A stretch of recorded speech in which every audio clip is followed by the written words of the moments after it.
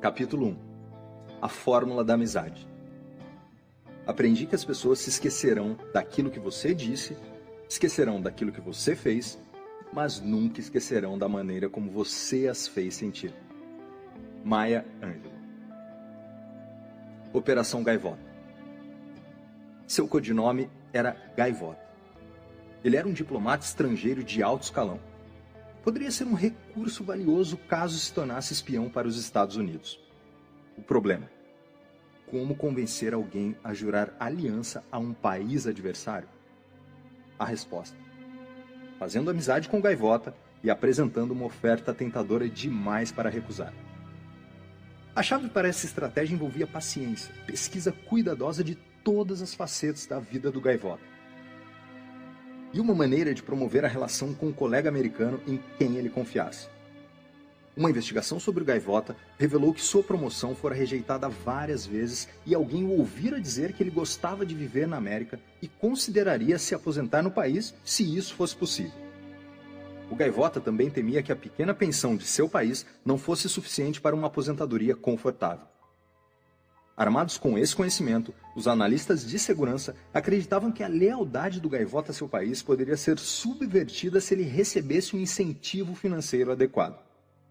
O desafio era chegar perto bastante para fazer uma oferta financeira sem assustá-lo. Charles, o agente do FBI, recebeu ordem para cultivar lenta e sistematicamente a relação com o Gaivota como se estivesse deixando um bom vinho envelhecer, para abordá-lo no momento certo com uma oferta. O agente não poderia ser rápido demais, ou o diplomata acionaria os escudos e poderia passar a evitá-lo completamente. Em vez disso, ele recebeu instruções para orquestrar sua aproximação usando estratégias comportamentais criadas para estabelecer amizades. O primeiro passo era fazer Gaivota gostar de Charles antes de trocarem qualquer palavra. O segundo era usar os comandos verbais apropriados para traduzir aquela boa vontade numa amizade de longo prazo. A preparação para o importante primeiro encontro começou muitos meses antes de efetivamente acontecer. A inteligência havia descoberto que o Gaivota rotineiramente deixava a embaixada uma vez por semana e andava 2 quarteirões até o mercado na esquina. Armado com essa informação, Charles recebeu ordens para se posicionar em vários locais no caminho até o mercado. Ele não poderia de jeito nenhum abordar ou ameaçar o diplomata. Deveria simplesmente estar lá para que ele pudesse vê-lo. Como um agente de inteligência treinado, não demorou até o Gaivota notar o agente do FBI, que, a propósito, não fez esforço algum para esconder sua identidade. Uma vez que Charles não fez menção alguma de interceptar ou falar com seu alvo, ele não se sentiu ameaçado e se acostumou a ver o americano em suas idas ao mercado. Após várias semanas juntos, na mesma vizinhança, o Gaivota fez contato visual com o agente americano. Charles acenou com a cabeça, reconhecendo sua presença, mas não mostrou interesse além disso. Mais semanas se passaram e, enquanto isso, Charles incrementava a interação não verbal entre ambos, aumentando o contato visual, elevando as sobrancelhas, inclinando a cabeça e erguendo o queixo. Todos os códigos não verbais que os cientistas descobriram ser interpretados pelo cérebro como sinais amistosos. 2 meses se passaram antes de Charles dar o próximo passo. Ele seguiu Gaivota até o mercado, mas manteve distância. A cada nova ida ao mercado, Charles continuou entrando também no estabelecimento, ainda mantendo distância, mas aumentando o número de vezes em que cruzava com o diplomata nos corredores e aumentando a duração do contato visual. Notou que o Gaivota levava uma lata de ervilhas a cada compra. Com essa nova informação, o Charles esperou mais algumas semanas e então, em certa ocasião, seguiu o Gaivota para dentro do mercado como de costume, mas dessa vez com o objetivo de se apresentar. Quando ele foi apanhar a lata de ervilhas, Charles apanhou a lata ao lado, virou e disse: "Olá, meu nome é Charles, eu sou um agente especial do FBI." O Gaivota sorriu e disse: "Foi o que eu pensei." A partir desse encontro inócuo, os dois desenvolveram uma amizade próxima. O Gaivota finalmente concordou em ajudar seu novo amigo do FBI, passando regularmente informações secretas. Um observador casual, assistindo à lenta aproximação que durou vários meses, poderia se perguntar por que demorou tanto para o primeiro diálogo acontecer. Não foi por acidente. Na verdade, todo o recrutamento foi uma cuidadosa operação psicológica criada para estabelecer um elo de amizade entre dois homens que, sob circunstâncias normais, nunca contemplariam uma relação assim. Como membro do Programa de Análise Comportamental do FBI, fui destacado junto a meus colegas para orquestrar o cenário de recrutamento do Gaivota.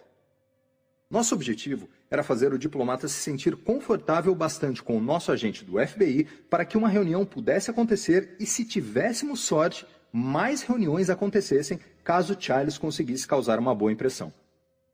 Nossa missão era mais difícil que o normal, porque o Gaivota era um oficial de inteligência altamente treinado que constantemente ficaria em alerta com qualquer pessoa que despertasse suspeita, o que o faria evitar tal pessoa a todo custo. Para que Charles fosse bem-sucedido no encontro cara a cara, o diplomata precisaria estar psicologicamente confortável com seu colega americano. E para isso acontecer, Charles precisaria dar passos específicos que, no fim das contas, tiveram sucesso. Os passos que Charles precisou seguir para ganhar a confiança do Gaivota são os mesmos que você deve tomar para desenvolver amizades de curto ou longo prazo. Usando o caso do Gaivota como pano de fundo, vamos examinar os passos que Charles completou para recrutar seu alvo usando a fórmula da amizade. A fórmula da amizade. A fórmula da amizade consiste em 4 blocos básicos: proximidade, frequência, duração e intensidade. Estes 4 elementos podem ser expressos usando a seguinte fórmula matemática: amizade igual a proximidade, mais frequência, mais duração, mais intensidade. Proximidade é a distância entre você e o outro indivíduo e sua exposição a esse indivíduo com o passar do tempo. No caso do Gaivota, Charles não andou simplesmente até o diplomata e se apresentou. Esse comportamento resultaria em Gaivota deixando rapidamente a cena. As condições do caso requeriam uma abordagem mais calculada que permitisse tempo para ele acostumar-se com Charles e não enxergá-lo como ameaça. Para alcançar esse objetivo, o fato da proximidade foi empregado. A proximidade serve como um elemento essencial em todas as relações pessoais. Estar presente no mesmo espaço do seu alvo é algo crucial para o desenvolvimento de uma relação pessoal. A proximidade condiciona seu alvo a gostar de você e promove uma atração mútua.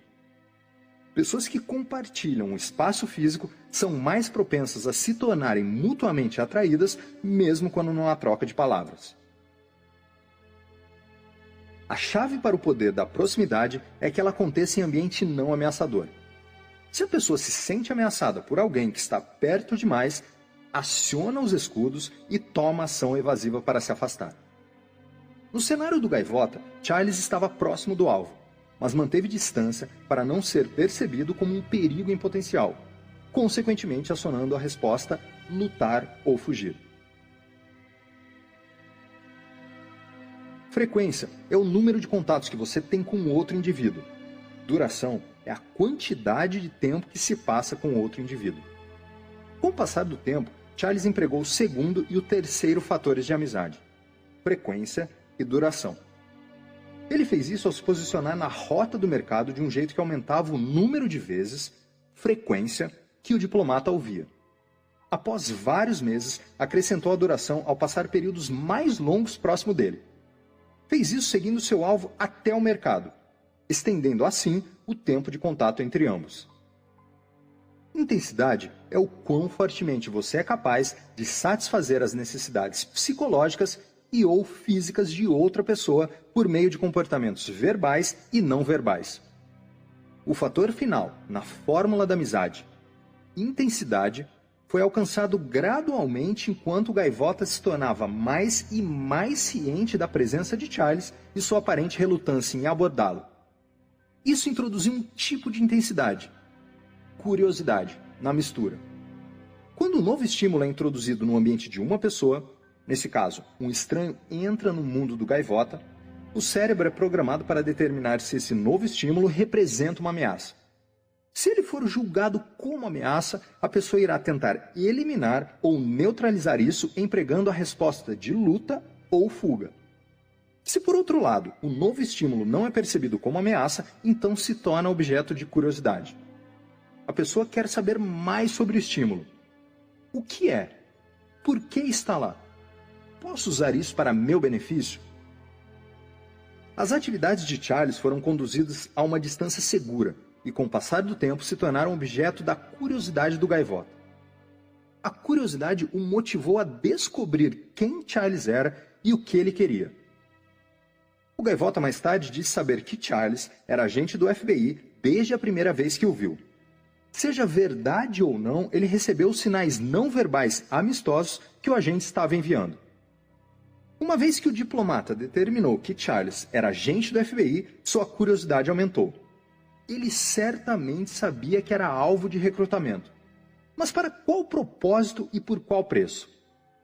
Uma vez que já estava infeliz com seu avanço na carreira e próximo da aposentadoria, ele com certeza imaginou diferentes cenários envolvendo Charles, inclusive trabalhar como espião para o FBI.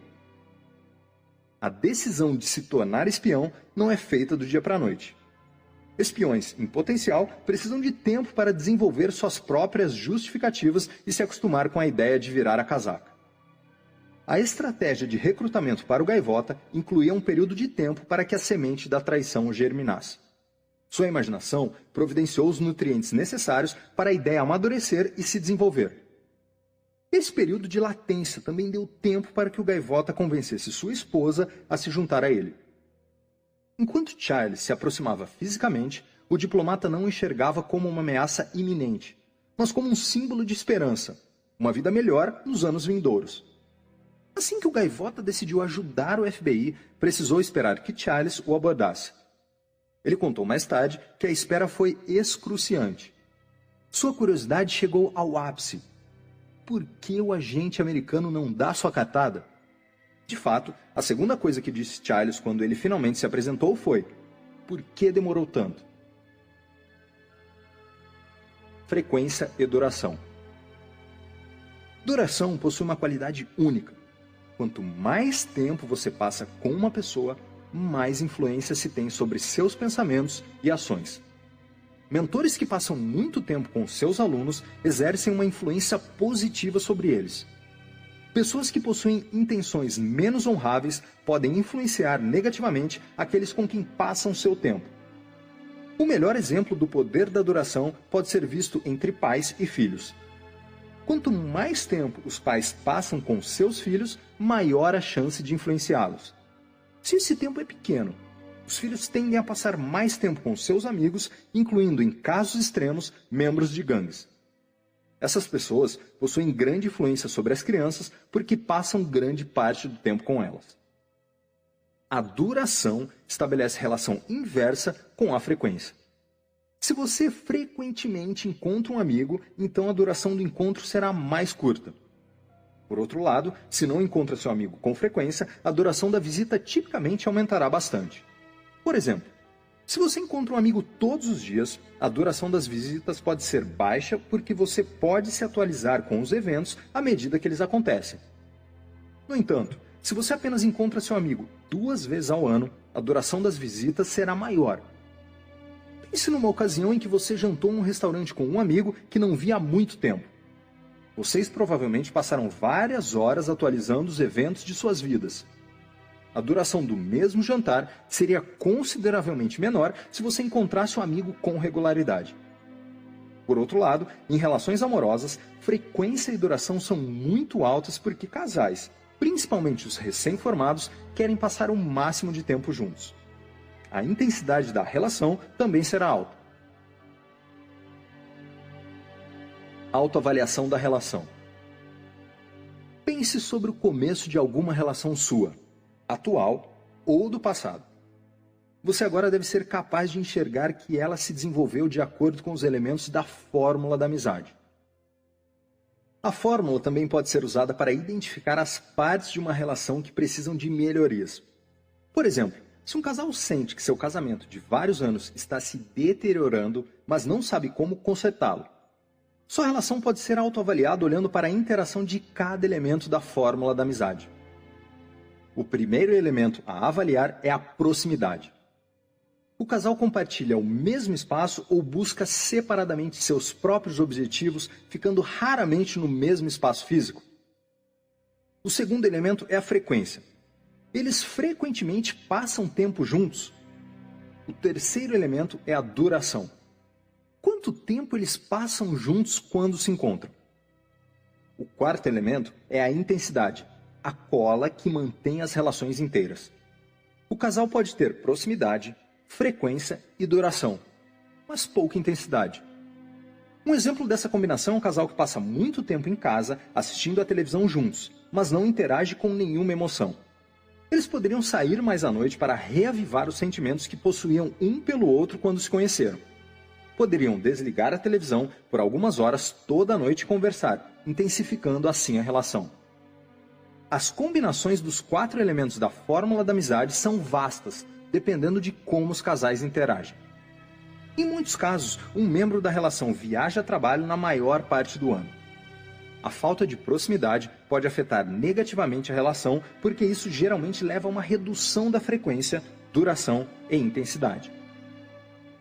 A falta de proximidade pode ser superada com a tecnologia. Frequência, duração e intensidade podem ser mantidas com a ajuda de e-mails, bate-papos, mídias sociais e etc. Uma vez que você conhece os elementos básicos de todas as relações, será capaz de avaliar seus relacionamentos existentes e nutrir novos, ao regular conscientemente os 4 elementos. Para praticar a autoavaliação, examine as relações que você possui agora mesmo e veja como os 4 elementos básicos as afetam. Se quer fortalecer uma relação, pense em maneiras de regular a fórmula da amizade para alcançar o resultado desejado. Você também pode se retirar de relações indesejadas ao lentamente diminuir cada um dos elementos básicos da fórmula da amizade. Essa diminuição gradual irá afastar a pessoa indesejada sem ferir seus sentimentos e sem parecer uma ruptura abrupta na relação. Na maioria dos casos, a pessoa indesejada irá naturalmente chegar à conclusão de que a relação não é mais viável e irá procurar novas interações mais gratificantes. Recrutando espiões usando um parceiro silencioso. Imagine que você é um cientista, com autorização para assuntos secretos, trabalhando como contratado para o Departamento de Defesa. Certo dia, aparentemente do nada, você recebe um telefonema de um oficial do governo da embaixada chinesa. Ele o convida para visitar a China para que dê uma palestra sobre alguma pesquisa não secreta. Todos os custos serão pagos pelo governo chinês. Você informa seu superior sobre o convite e ele responde autorizando a palestra na China, desde que não discuta informações secretas. Você liga para confirmar sua participação e o oficial chinês o convida a viajar uma semana antes para desfrutar o país como turista. Você concorda e fica muito animado, pois é uma oportunidade única na vida. Um representante do governo chinês o recebe no aeroporto, informando que será seu guia e intérprete por toda a viagem. A cada manhã, ele encontra você no hotel e toma um café da manhã. Você passa o dia todo passeando. O intérprete paga todas as suas refeições e arranja atividades sociais para a noite. Ele é amigável e compartilha informações sobre sua família e vida social. Você retribui compartilhando informações sobre sua família, nada importante, apenas nomes da esposa e filhos, datas de aniversários, seu aniversário de casamento e os feriados religiosos que você e sua família celebram. Com o passar dos dias, você fica surpreso por possuir tantas coisas em comum com seu intérprete, apesar das grandes diferenças culturais. O dia da palestra chega. O anfiteatro está lotado. Sua palestra é bem recebida. No final, um dos participantes se aproxima e diz que está muito interessado em sua pesquisa. Diz que ela é fascinante, inovadora e faz uma pergunta relacionada ao trabalho secreto que você vem desenvolvendo e que possui relação com a sua pesquisa. A resposta depende de uma informação sensível, mas não secreta. Você fica contente em poder dar a informação junto a uma longa explicação, mesmo que precise tangenciar informações delicadas. Enquanto espera para embarcar no avião de volta para os Estados Unidos, seu intérprete informa que sua palestra foi um tremendo sucesso e que o governo chinês gostaria de convidá-lo novamente no ano seguinte. Já que o pequeno anfiteatro ficou lotado, você será recebido num salão maior no ano seguinte. O chinês ofereceu uma oportunidade para o cientista se sentir orgulhoso, e é a forma mais poderosa de elogio. Essa técnica de abordagem será discutida mais tarde. E a propósito, sua esposa já está convidada para acompanhá-lo com todas as despesas pagas. Como agente de contra-inteligência do FBI, fui destacado várias vezes para interrogar cientistas que viajavam para fora do país para apontar se eles tinham sido abordados por oficiais de inteligência estrangeiros em busca de informações secretas. Entrevistei muitos cientistas que descreveram histórias semelhantes a essa. Todos relataram que os chineses foram anfitriões impecáveis e nunca perguntaram nada sobre informações secretas. Não houve nenhum incidente desagradável. Fim de papo. Mas o que me incomodava eram os comentários dos cientistas de que possuíam tanto em comum com seus intérpretes. Por causa das diferenças culturais, isso aguçou minha curiosidade. Eu sabia que estabelecer coisas em comum era o jeito mais rápido de criar uma conexão. Essa técnica será discutida no capítulo 2. Então, usei a fórmula da amizade para aprofundar a avaliação das visitas dos cientistas. Certamente a proximidade era um item relevante. A frequência era baixa, pois os cientistas visitavam a China uma vez por ano. Se a frequência é baixa, então a duração precisa ser alta para se desenvolver uma relação pessoal. A duração era alta. O mesmo intérprete encontrava os cientistas logo pela manhã, todos os dias, e passava o dia e a noite toda com eles. Baseado nos assuntos das conversas, constatei que a intensidade também era alta. E então a ficha finalmente caiu. Os cientistas estavam sendo recrutados, mas não sabiam disso. E até aquele ponto, eu também não. Os cientistas, e por um tempo eu também, não enxergamos os esforços de recrutamento. Os chineses, cientes ou não, usaram a fórmula da amizade, que descreve a maneira como as pessoas naturalmente desenvolvem amizades. Por ser um processo natural, o cérebro não percebe essa sutil técnica de recrutamento. Desse ponto em diante, entrevistei os cientistas usando a fórmula para determinar se alguma tentativa de recrutamento acontecera. Pedi especialmente que descrevessem a proximidade, a frequência, a duração e a intensidade da interação com qualquer pessoa que encontraram durante a visita. Também os instruí, antes de irem para a China, a terem cuidado com as técnicas sutis que os chineses estavam usando para conhecer nossos segredos. A fórmula da amizade e você. Pelo resto deste livro, a fórmula da amizade será usada como alicerce para a construção de amizades. Independentemente do tipo de amizade que você deseje, curta, longa, relaxada ou intensa, ela será sempre influenciada por proximidade, frequência, duração e intensidade. Pense nessa fórmula como a fundação de concreto sobre a qual uma casa é construída. A casa pode ter diferentes formas, assim como as amizades, mas a fundação é basicamente sempre a mesma. Aplicando a fórmula da amizade no dia a dia. Encontrei Philip, filho de um amigo próximo, num café local. Philip havia se formado recentemente numa faculdade de cidade pequena e conquistado seu primeiro emprego em Los Angeles. Ele era solteiro e queria fazer novos amigos. Havia vivido sua vida inteira em cidades pequenas e de repente se mudou para uma cidade grande, onde fazer amigos parecia uma tarefa assustadora. Aconselhei-o a frequentar rotineiramente um bar perto de seu apartamento e exibir sinais amistosos assim que entrasse para enviar a mensagem de que ele não era uma ameaça. Sinais amistosos serão descritos no próximo capítulo. Sentando-se depois, sozinho, no balcão ou numa mesa. Suas visitas diárias ao bar permitiriam que a proximidade acontecesse, e suas constantes aparições fariam a frequência e a duração se estabelecerem. Com cada visita, ele poderia gradualmente aumentar a intensidade, o componente final da fórmula da amizade, olhando para os outros clientes por um pouco mais de tempo e sorrindo. Philip precisava de um gancho de curiosidade para atrair as pessoas. Ele me disse que era colecionador de bolinhas de gude antigas. eu o instruí a levar uma lupa e um saco de bolinhas de gude sempre que visitasse o bar, colocasse as bolinhas sobre a mesa e cuidadosamente examinasse cada uma com a lupa. Essa atividade serviria como gancho para a curiosidade.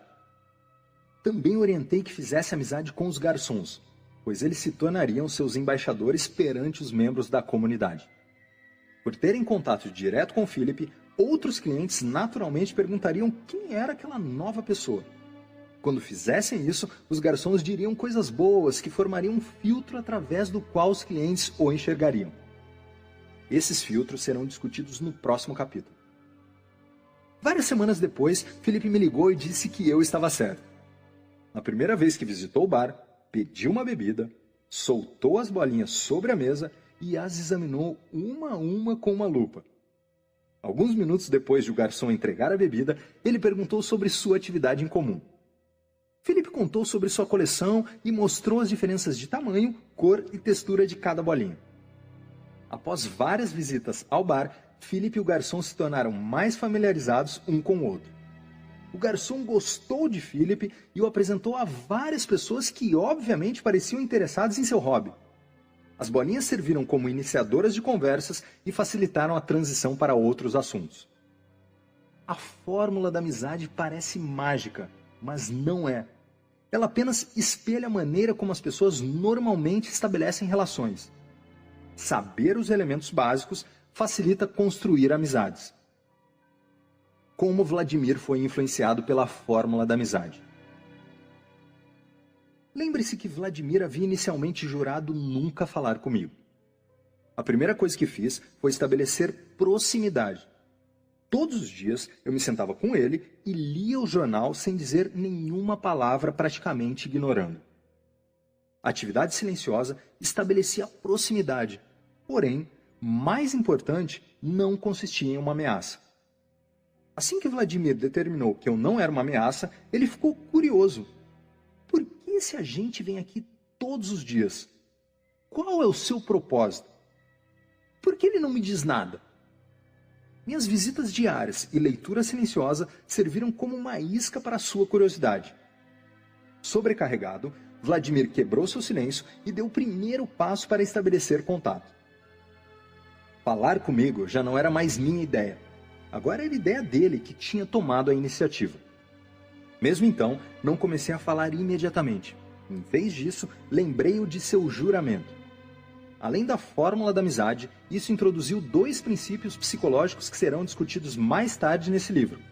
O princípio da escassez e o princípio do quanto mais restrição, mais desejo. Resumindo, não me abri prontamente para Vladimir, o que aumentou sua curiosidade, causando um incremento em sua motivação para falar. Assim que ele abriu seu espaço pessoal e psicológico para mim, pude usar as técnicas de construção de conexão discutidas neste livro para trazê-lo ao ponto onde ele voluntariamente me entregou as informações. Para usar eficazmente a fórmula da amizade, você deve ter em mente que tipo de relação está querendo estabelecer e o tempo que será necessário passar com a pessoa do seu interesse. Obviamente, a fórmula não terá um grande papel se você apenas encontrar essa pessoa uma vez ou esporadicamente.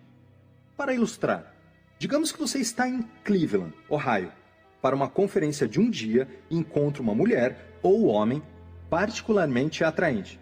Você escolhe e quer passar a noite com ele ou ela. Ao passar um sinal amistoso, ele não é recíproco.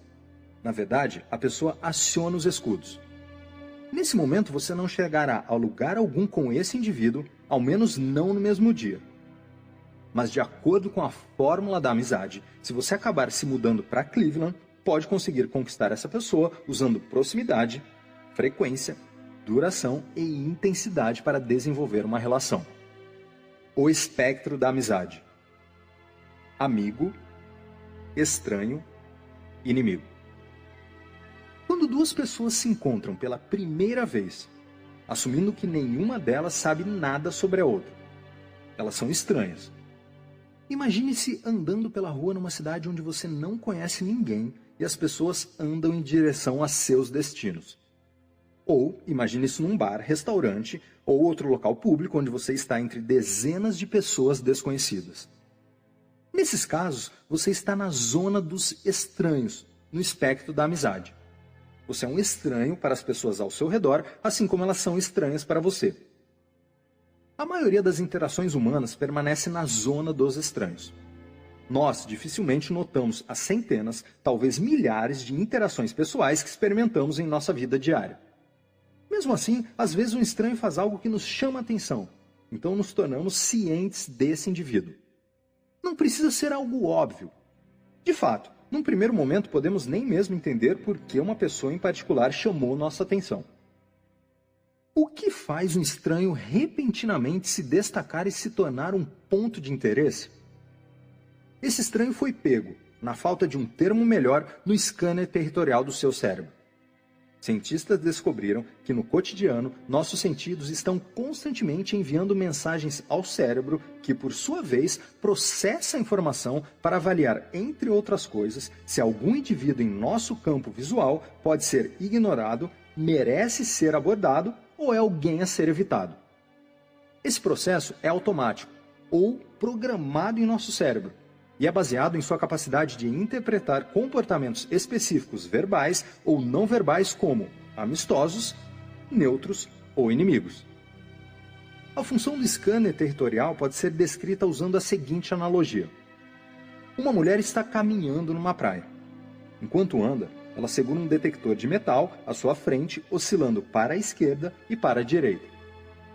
A maior parte de sua andança não é interrompida. O detector de metal não pegou nada de interessante debaixo da areia. Mas de vez em quando a máquina soa um bip e a mulher se detém naquele lugar para cavar e descobrir o que está enterrado ali. O que ela encontra pode ser um tesouro, um relógio caro ou uma moeda valiosa. Ou pode ser lixo, uma lata descartada ou um pedaço de alumínio. Se ela for extremamente azarada, pode ser uma mina esquecida esperando para ser detonada.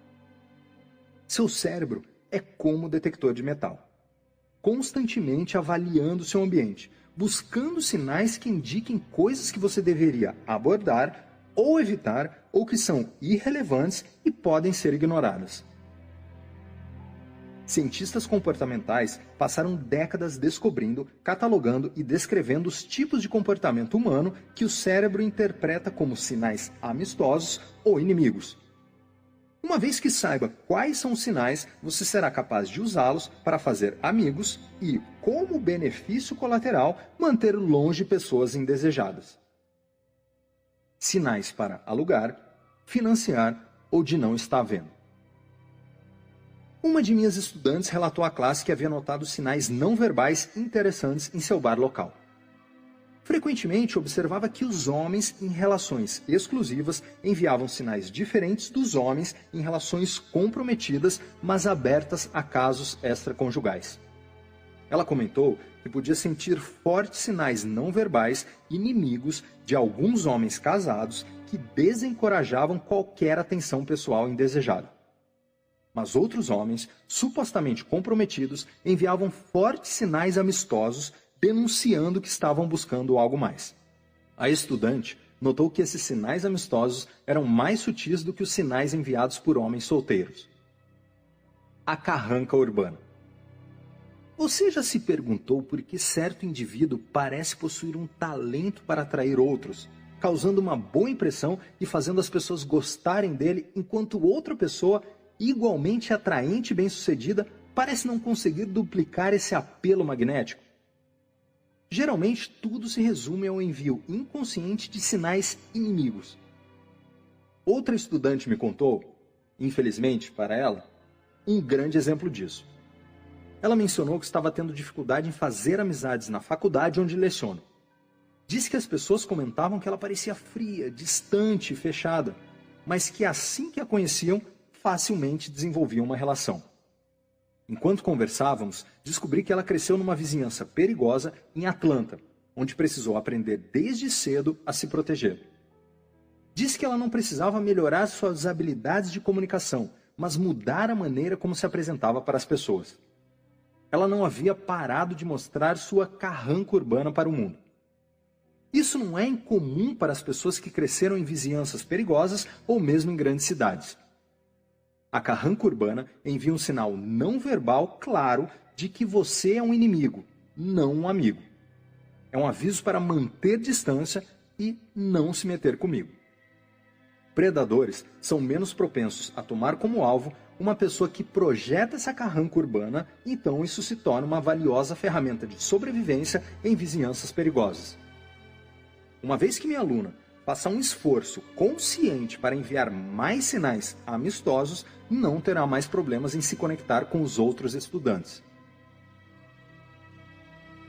Você gostaria de abordar uma pessoa com a expressão carrancuda? Tenha em mente que muitas pessoas que exibem essa expressão estão totalmente inconscientes dos sinais que enviam e de que desencorajam os outros a interagir.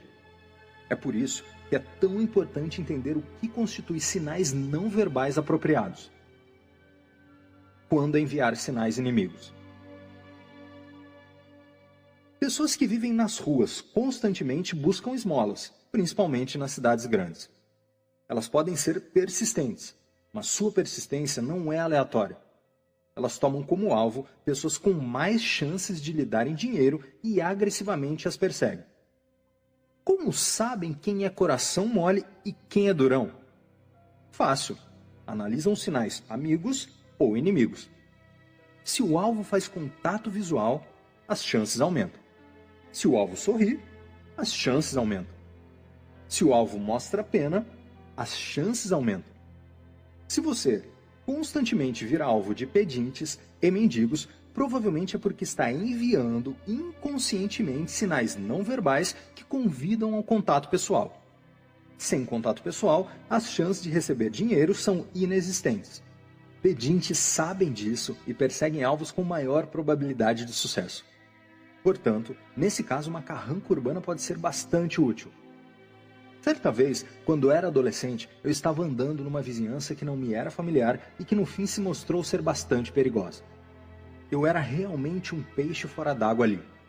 Um homem mais velho, que reconheceu que eu estava fora da minha zona de conforto, veio em meu resgate. Ele me ofereceu um conselho não solicitado, mas extremamente valioso para que eu pudesse sair dali em segurança. Ande como se tivesse um lugar para ir. Balance os braços e dê passos decididos. Se alguém falar com você, responda como se tivesse algo a dizer. Se puder fazer isso, você não será visto como uma vítima em potencial e terá menos chances de se tornar uma. Foi um bom conselho na época e continua sendo agora. Suas comunicações não verbais, seu comportamento, e verbais, aquilo que você diz, enviam sinais para aqueles ao seu redor. Mover-se decididamente possui um propósito. Para um predador em potencial, você tem menos chances de ser visto como presa. Assim como um antílope saudável e alerta provavelmente não será a primeira escolha de um leão que está perseguindo um grupo de animais na savana africana. Cullen Hightower fez uma observação muito perspicaz. Estranhos são a matéria-prima das amizades. Sempre que você encontra uma pessoa pela primeira vez, esse indivíduo começa como um estranho. E no momento do contato, ocupa a exata posição do meio no espectro amigo-inimigo. Se você usar os sinais verbais e não verbais discutidos neste livro, pode transformar estranhos em amigos. O patamar humano. Imagine-se dirigindo do trabalho para casa e de repente você percebe que um carro está colado na sua traseira. Seu cérebro, que constantemente absorve informações dos 5 sentidos, detectou uma ameaça. O outro carro fez algo anormal. Ele invadiu a bolha de espaço que separa a distância segura da distância insegura e agora representa um risco ao seu bem-estar. Mas aqui está o interessante. Você esteve automaticamente monitorando o tráfego atrás de você, sem nem mesmo perceber que estava fazendo isso, enquanto os outros veículos não penetravam na sua bolha de proteção. Você apenas notou quando alguém invadiu os limites da distância segura. Aquilo que é verdade no trânsito também é verdade ao fazer amigos. Seu cérebro automaticamente monitora a comunicação verbal e não verbal. Quando as informações são avaliadas como normais e não ameaçadoras, você responde a elas automaticamente. elas não levantam suspeitas ou sensação de perigo. É por isso que as técnicas que você irá aprender funcionam. Todas elas se encaixam no patamar humano. Mesmo que você pense que uma pessoa perceberia o que você está fazendo, ela não perceberá, pois o cérebro detecta esses comportamentos como normais e, assim como carros seguindo numa distância segura, eles não levantam suspeitas. Ao longo deste livro, enfatizaremos os sinais amigos e inimigos. Eles entram no comportamento básico dos seres humanos e podem ser usados para incrementar suas relações. Cada um possui a capacidade de usar esses sinais. Na verdade, todos nós usamos durante a vida. Infelizmente, muitas pessoas não conhecem todos os sinais disponíveis para usar e ou como usá-los mais eficazmente. Isso é ainda mais verdadeiro hoje do que no passado, por causa dos avanços tecnológicos que têm sufocado o desenvolvimento de nossa inteligência emocional. Fazendo amigos no mundo de hoje. Certa vez, convidei 2 estudantes para subirem até o palco na frente da classe no começo de uma palestra. Pedi que eles se sentassem cara a cara e conversassem um com o outro por 5 minutos. Eles se surpreenderam e perguntaram sobre o que deveriam conversar. Disse para falarem sobre qualquer coisa que quisessem e eles não conseguiram pensar em nenhum assunto. Apenas sentaram lá e ficaram olhando um para o outro. Eu então instruí que virassem as cadeiras para que ficassem de costas e então conversassem com mensagens de texto. Surpreendentemente, não tiveram problema algum em conversar via texto pelos 5 minutos seguintes. E aí mora o problema. Antes dos celulares e videogames, as crianças aprendiam habilidades sociais básicas durante interações cara a cara na escola. Aprendiam tudo sobre fazer amigos e como lidar com conflitos e diferenças interpessoais. Era lá que se aprendia a socializar. Enquanto isso, as crianças aprendiam a ler e a transmitir sutis sinais não verbais, mesmo não tendo consciência disso. No mundo de hoje, ninguém brinca mais como as gerações anteriores. As crianças ficam em casa jogando videogame e trocam mensagens de texto. Claro, existem esportes e atividades nas escolas, mas a interação social, cara a cara, tem sido drasticamente reduzida em nosso mundo tecnológico. Isso é ruim. Não é que as crianças tecnológicas não possuam a capacidade de absorver as habilidades sociais e os sinais. Acontece que elas não praticam o bastante para afiar essas habilidades e se tornarem eficazes em lidar com relações cara a cara.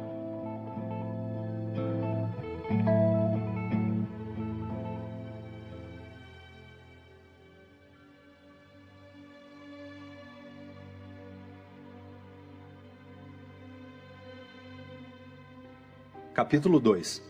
Ser notado antes de dizer qualquer palavra. Você nunca recebe uma segunda chance de causar uma boa primeira impressão. Will Rogers. Talvez você tenha tido sorte o bastante quando criança para passar um verão preguiçoso observando o show de luzes da natureza. Talvez até tenha apanhado um vidro na cozinha e tentado capturar os pontinhos de luz que apareciam e desapareciam na escuridão, flutuando como pequenas lanternas numa brisa gentil. Vagalumes estão entre as criaturas mais fascinantes da Terra. Para os propósitos deste livro, como os vagalumes ascendem não é relevante. Você precisaria ser biólogo e físico para entender o processo. O que nos interessa é por que eles ascendem. Acontece que os vagalumes ascendem por várias razões. Cientistas acreditam que a luz é um alerta para potenciais predadores, mostrando que possuem um sabor desagradável e seriam uma péssima refeição. Como os predadores chegariam a essa conclusão não é explicado. Outros apontam para o fato de que diferentes espécies de vagalumes possuírem padrões entre si que ajudam a identificar membros da própria espécie e determinar o sexo dos indivíduos. A razão para nosso interesse envolve o uso da luz pelo vagalume como um sinal para o acasalamento. Aqui, piscar ganha um sentido completamente novo. Cientistas determinaram que o vagalume macho possui padrões específicos para atrair as companheiras. Se algum dia você precisar de assunto para iniciar uma conversa, talvez se interesse em saber que Mark Brown observou que ritmos mais frenéticos, assim como a intensidade da luz, se mostraram mais eficazes em atrair fêmeas em duas espécies diferentes de vagalumes.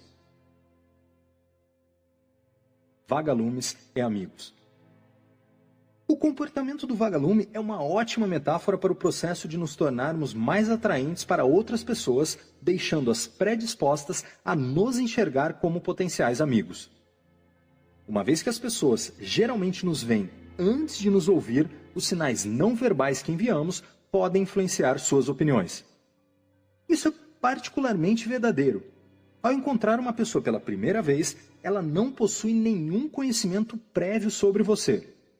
Assim como o vagalume, você pode transmitir sinais amistosos ou inimigos para os indivíduos ao seu redor em uma tentativa de encorajar ou desencorajar a interação.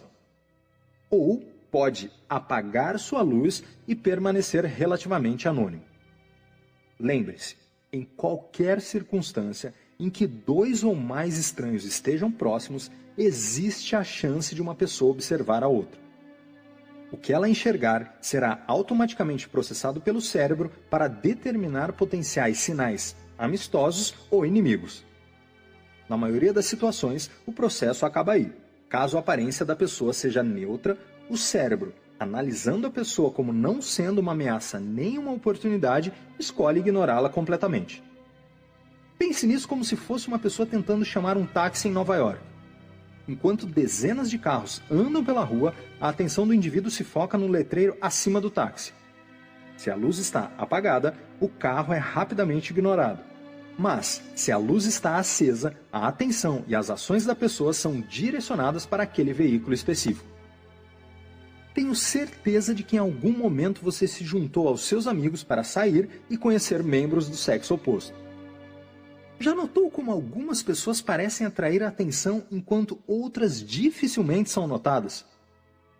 Às vezes é por causa de diferenças na atração física ou manifestações de riqueza, mas de forma frequente, talvez até com mais frequência, isso acontece porque a pessoa popular está enviando sinais amistosos que a tiram do ponto neutro, estranho, e a levam ao ponto positivo, amigo, aumentando as chances de interação social. Nosso cérebro continuamente busca no ambiente sinais amistosos ou inimigos. Pessoas que enviam sinais inimigos são percebidas como uma ameaça a ser evitada. Pessoas que transmitem sinais amigos são percebidas como acessíveis. Quando você conhece pessoas, certifique-se de enviar as dicas não verbais certas para que elas os enxerguem sob uma luz positiva em vez de negativa. Os 3 maiores sinais amistosos. O que exatamente são esses sinais não verbais, amistosos, que podem ser usados para melhorar as chances de outras pessoas o notarem e que estabelecem uma base positiva para uma amizade, seja por uma noite ou para a vida inteira? Existem inúmeros sinais para escolher, mas para nossos propósitos, 3 sinais são cruciais se quiser encorajar outros a enxergá-lo como uma pessoa legal e merecedora de uma possível amizade. São eles: sobrancelha levantada, inclinação da cabeça e o real, não falso, sorriso. Sim, o cérebro humano pode detectar a diferença. Sobrancelhas levantadas. O levantar de sobrancelhas é um rápido movimento de baixo para cima que dura aproximadamente 1/6 de segundo e é usado como um sinal não verbal amistoso primário. Quando indivíduos se aproximam um do outro, eles levantam as sobrancelhas para enviar a mensagem de que não são uma ameaça. A 1,5 metro de distância de alguém, nosso cérebro procura por esse sinal. Se o sinal está presente e o retribuímos, nossa comunicação não verbal está dizendo a outra pessoa que não somos um inimigo a ser temido ou evitado. A maioria das pessoas não percebe que suas sobrancelhas se levantaram porque o gesto é quase inconsciente. Experimente você mesmo. Observe indivíduos quando se encontram pela primeira vez e, se possível, em interações subsequentes. Quando as pessoas cumprimentam outras pela primeira vez num escritório ou evento social, usam um cumprimento verbal junto com um levantar de sobrancelhas. Cumprimentos verbais podem incluir "Como vai você?", "E aí?", ou "Como estão as coisas?". Na segunda vez que as pessoas se encontram, elas não precisam dizer nada, mas trocam movimentos das sobrancelhas ou, no caso dos homens, do queixo. Esse movimento do queixo é um movimento para frente e levemente para o alto. Na próxima vez que você encontrar alguém, preste atenção naquilo que você faz e no que a outra pessoa faz. Você ficará surpreso com a quantidade de atividades não verbais que acontecem quando as pessoas se encontram. Ficará ainda mais surpreso quando constatar que passou a vida inteira sem reconhecer os sinais não verbais que você envia. Movimentos de sobrancelha podem ser enviados a longas distâncias. Se você está interessado em conhecer alguém do outro lado de um salão lotado, envie um movimento das sobrancelhas e observe o sinal de retorno. Se receber um movimento igual em resposta, aprofundar o envolvimento é possível. Nenhum sinal em resposta pode indicar falta de interesse.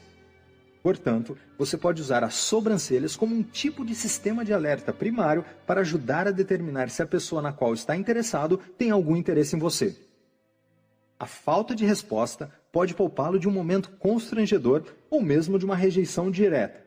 Indicará que o melhor que você faz é buscar em outro lugar por uma pessoa mais receptiva. Se você continuar interessado em conhecer uma pessoa que não retribui seu movimento de sobrancelhas, a falta de resposta não garante que essa pessoa está fora dos limites. Mas pense em usar e procurar outros sinais amistosos antes de decidir se deve tentar abordar esse indivíduo. Movimentos amistosos das sobrancelhas envolvem breve contato visual com outra pessoa, principalmente se você não a conhece ou conhece apenas de passagem. Contato visual prolongado entre duas pessoas indica emoção intensa e pode ser um ato de amor ou hostilidade. O contato visual prolongado, uma encarada, é tão perturbador que em encontros sociais normais evitamos olhar nos olhos por mais de um segundo ou dois. Entre um grupo de estranhos, num local público, contato visual geralmente dura apenas uma fração de segundo, e a maioria das pessoas evita fazer qualquer contato visual. Nem todos os movimentos de sobrancelhas são amistosos. Em tempo real, o movimento não natural das sobrancelhas ocorre quando uma pessoa segura o movimento na parte de cima por muito tempo. Esse tipo de movimento será percebido, na melhor das hipóteses, como não amistoso, e na pior, como esquisito. Se você receber ou exibir um movimento não natural das sobrancelhas, isso será percebido como um sinal inimigo. E assim como a carranca urbana, não será um condutor de interações sociais, nem ajudará a fazer amizades. Inclinação da cabeça. Inclinar a cabeça para a esquerda ou para a direita é um gesto não ameaçador. A cabeça inclinada expõe uma das artérias carótidas, que ficam posicionadas de cada lado do pescoço. As artérias carótidas são a via que supre o cérebro com sangue oxigenado. Cortar uma artéria carótida leva à morte em poucos minutos. Pessoas que se sentem ameaçadas protegem a carótida comprimindo o pescoço sobre os ombros. As pessoas expõem a carótida quando encontram indivíduos que não representam uma ameaça.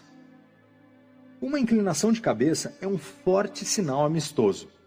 As pessoas que inclinam a cabeça quando interagem com os outros são vistas como mais atraentes e dignas de confiança. As mulheres enxergam os homens que se aproximam com a cabeça inclinada como mais atraentes. Igualmente, pessoas que inclinam a cabeça na direção de seu interlocutor são percebidas como mais amigáveis, bondosas e honestas se comparadas com indivíduos cujas cabeças permanecem eretas quando falam. As mulheres inclinam a cabeça mais frequentemente do que os homens. Homens tendem a se comunicar com a cabeça levantada para representar dominância.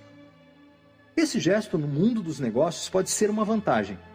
Entretanto, num contexto social, a ausência da inclinação da cabeça pode enviar a mensagem errada. No ambiente de paquera, como bares e boates, os homens devem fazer um esforço consciente para inclinar a cabeça para um dos lados quando abordarem mulheres, ou poderão ser percebidos como predadores.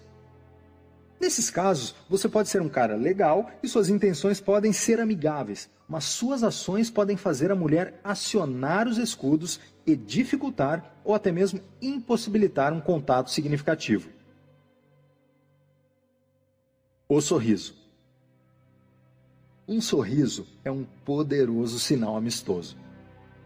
Rostos sorridentes são considerados mais atraentes, mais simpáticos e menos dominantes. Um sorriso exibe confiança, felicidade, entusiasmo e, mais importante, sinaliza aceitação. Transmite cordialidade e aumenta o fator de atração da pessoa que está sorrindo. O mero ato de sorrir pode colocar as pessoas num humor mais receptivo e relaxado. Na maioria das vezes, as pessoas sorriem para aqueles indivíduos de que gostam e não sorriem para aqueles de que não gostam. Um sorriso libera endorfina, que nos dá uma sensação de bem-estar.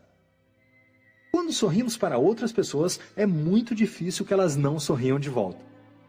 Esse sorriso retribuído faz o alvo do seu sorriso sentir-se bem consigo mesmo e, como aprenderemos mais tarde, se você fizer as pessoas se sentirem bem com elas mesmas, elas gostarão de você. O único problema com o sorriso é aquilo que os cientistas e as pessoas observadoras já reconheceram há muito tempo. Existe um sorriso real ou genuíno e existe um sorriso falso ou forçado. O sorriso real é usado com pessoas que nós realmente queremos contatar ou que já conhecemos e de quem gostamos. Por outro lado, o sorriso falso geralmente é usado quando somos forçados por alguma obrigação social ou profissão que requer uma aparência sempre alegre. Se você quer que as pessoas gostem de você, então seus sorrisos precisam ser genuínos. Os sinais de um sorriso genuíno são os cantos da boca dobrados para cima e o movimento para cima das bochechas acompanhado das rugas ao redor dos olhos. Ao contrário dos sorrisos sinceros, sorrisos forçados tendem a ser assimétricos. Para pessoas destras, um sorriso forçado tende a ser mais forte no lado direito da face e para canhotos no lado esquerdo. Sorrisos falsos também não possuem sincronia. Eles começam atrasados em relação a sorrisos reais e se apagam de forma irregular. Com um sorriso real, as bochechas se erguem, bolsas se formam debaixo dos olhos, pés de galinha aparecem nos cantos dos olhos e, com alguns indivíduos, o nariz aponta para baixo. Num sorriso falso, você pode ver que os cantos da boca não estão virados para cima e as bochechas não estão levantadas para causar rugas ao redor dos olhos. Essas rugas geralmente são difíceis de enxergar em pessoas jovens, cuja pele é mais elástica. Mesmo assim, o cérebro consegue perceber a diferença entre um sorriso real e um sorriso falso. O efeito dos sorrisos. O jeito como você sorri irá influenciar a maneira como as pessoas o enxergam e irá encorajar ou desencorajar a amizade. As mulheres geralmente usam sorrisos para regular a iniciação dos primeiros encontros e para ditar o ritmo das interações pessoais. Homens abordam mais as mulheres que sorriem para eles. Um sorriso sincero dá aos homens permissão para se aproximarem. Um sorriso forçado ou inexistente envia a mensagem de que a mulher não está interessada. Igualmente, a mulher pode enviar a mensagem de que está aberta a aproximações, regulando frequência e intensidade dos sorrisos em conjunto com outros sinais amistosos. Aprender como produzir um sorriso real quando quiser, principalmente quando você não está com humor para isso, requer prática. Fique em frente ao espelho e pratique sorrisos falsos e reais. Não será tão difícil. Apenas pense sobre as vezes em que você genuinamente quis mostrar apreciação para alguém que ama ou pense em alguma vez em que foi forçado a sorrir em alguma situação desagradável. Pratique o sorriso real até se tornar automático, e então você poderá usá-lo sempre que desejar. Contato visual. O contato visual funciona junto a outros sinais amistosos. Ele pode ser usado à distância e, como outros sinais não verbais descritos neste capítulo, é uma maneira para ser notado antes de dizer qualquer palavra. Além disso, assim como os outros sinais, é usado para dar ao receptor uma impressão positiva de você, como alguém que será visto como um potencial amigo. Para enviar um sinal amistoso via contato visual, olhe nos olhos da pessoa por não mais de um segundo. Mais do que isso pode ser percebido como um sinal agressivo. Como já mencionado, quando você encara uma pessoa, principalmente num ambiente de paquera, está invadindo o espaço pessoal do seu alvo. Se você não possui permissão para entrar no espaço pessoal, suas ações serão percebidas como comportamento predatório ou como esquisitice.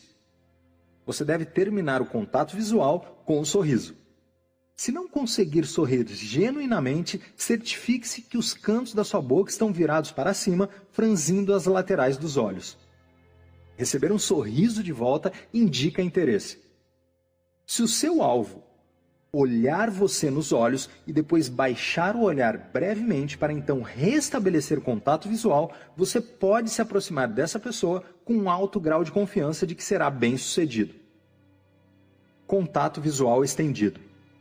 Contato visual estendido é um jeito poderoso de construir conexão.